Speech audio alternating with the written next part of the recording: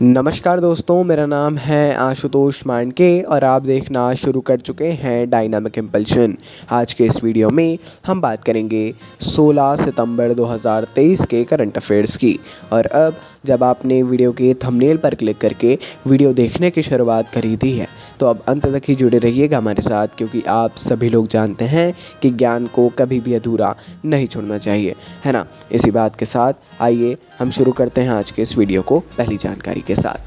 केंद्रीय गृह मंत्रालय ने आवश्यक सेवाओं के लिए जन्म प्रमाण पत्र के उपयोग में एक उल्लेखनीय संशोधन का अनावरण किया।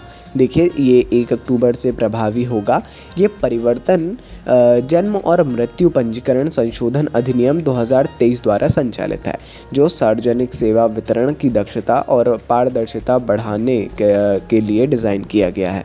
अधिनियम केंद्र सरकार की मंजूरी के साथ राष्ट्रीय डेटाबेस को जनसंख्या रजिस्टर और मतदाता सूची जैसे अधिकृत अधिकारियों के साथ साझा करने की अनुमति देता है। ध्यान रखिएगा, अभी तक ऐसा नहीं था, लेकिन अब राष्ट्रीय डेटाबेस, जनसंख्या रजिस्टर और साथ साथ मतदाता सूची जैसे अधिकृत अधिकारियों को दिया जाएगा। इसी तरह राज्य डेटाबेस को राज्य अनुमोदित अधिकारियों के साथ भी साझा किया जाएगा।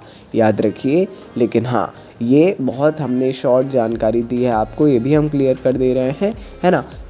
इसी का अर्थ ये है कि आपको पढ़ना है इसके बारे में पूरा। हम चाहें तो दे सकते हैं, लेकिन आपका हमको चाहिए है, क्योंकि आप पढ़ेंगे तो मैं डेफिनेटली 1000% श्योर हूँ कि वो आपको हमारे बताए हुए से ज़्यादा अच्छे से याद रहेगा, समझ में भी आएगा। हाँ, यदि उसमें कुछ कन्फ्यूज़न हो तो आप तुरंत एक डाल सकते हैं कमेंट हमारे कमेंट सेक्शन में, और डेफिनेट सी बात है हम उसको रिप्लाई करेंगे, है ना, वो भी प्रॉपर रिसर्च के साथ। आइए आगे बढ़ते हैं। भारत सरकार ने अपनी उज्ज्वला योजना के तीसरे चरण का अनावरण किया है। अभी तक आप यदि करंट अफेयर्स वगैरह पढ़ते आ रहे हैं तो आपने सुना होगा उज्ज्वला योजना 2.0 के बारे में। अब इसका 3.0 या 3.0 शुरू कर दिया गया है, तीसरे चरण की शुरुआत। लक्ष्य है इसका 7.5 मिलियन 7.5 मिलियन गरीब परिवारों को 3 साल के लिए स्टोव और रीफिल के साथ मुफ्त गैस कनेक्शन प्रदान करना। ये जो पहले था उसी प्रकार यह कदम कार्यक्रम की कुल कवरेज को प्रभावशाली 103.5 मिलियन घरों तक बढ़ाता है ना। प्रधानमंत्री उज्ज्वला योजना के नवीनतम चरण अर्थात तीसरे चरण के तहत लाभार्थियों को किसी शुल्क के एक स्टोव, बिना शुल्क के एक स्टोव, उसके साथ 14.2 किलोग्राम का एक सिलेंडर जमा मुक्त गैस कनेक्शन दिया जाएगा, है ना। अच्छी बात है, ये सारी चीज़ें पढ़ते रहा करिए। तीसरा चरण हाल ही में लॉन्च किया गया है, तो आ सकता है कि ये क्यों है इतना भी वायरल क्यों है ना, इसीलिए।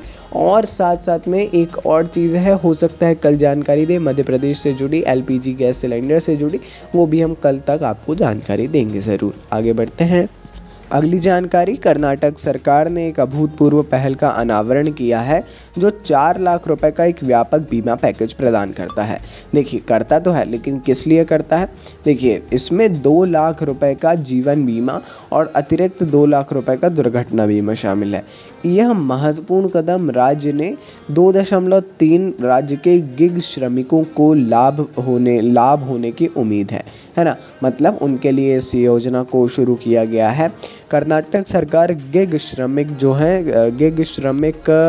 बीमा योजना के तहत गिग श्रमिक कई प्रकार के लाभों का लाभ उठा सकते हैं। दुर्घटनाओं के मामलों में 1 लाख रुपए तक के अस्पताल खर्च की प्रतिपूर्ति भी की जाएगी, चाहे वे ड्यूटी पर हों या ना हो। गिग का अर्थ है जैसे कि डिलीवरी बॉयज़ हैं, सबसे अच्छा उदाहरण इसका डिलीवरी बॉयज़ से है, और ऐसे जो हैं उनके लिए विशेष ऐसा किया जा रहा है। धीरे धीरे हम देख पा रहे हैं कंपनी भी तथा सरकार भी इस पर ध्यान दे रही है, जो कि बहुत ही ज़्यादा अच्छी बात है। आइए आगे बढ़ते हैं। अगली जानकारी, लाइफ इंश्योरेंस कॉरपोरेशन जीवन बीमा निगम ने LIC के अध्यक्ष सिद्धार्थ मोहंती ने केंद्रीय वित्त और कॉरपोरेट मामलों की केंद्रीय मंत्री निर्मला सीतारमण जी को 1,831.09 करोड़ का महत्वपूर्ण लाभांश चेक प्रस्तुत किया। समझ रहे हैं आप लोग, 1,831.09 करोड़ रुपए का चेक हाल ही में प्रस्तुत किया है।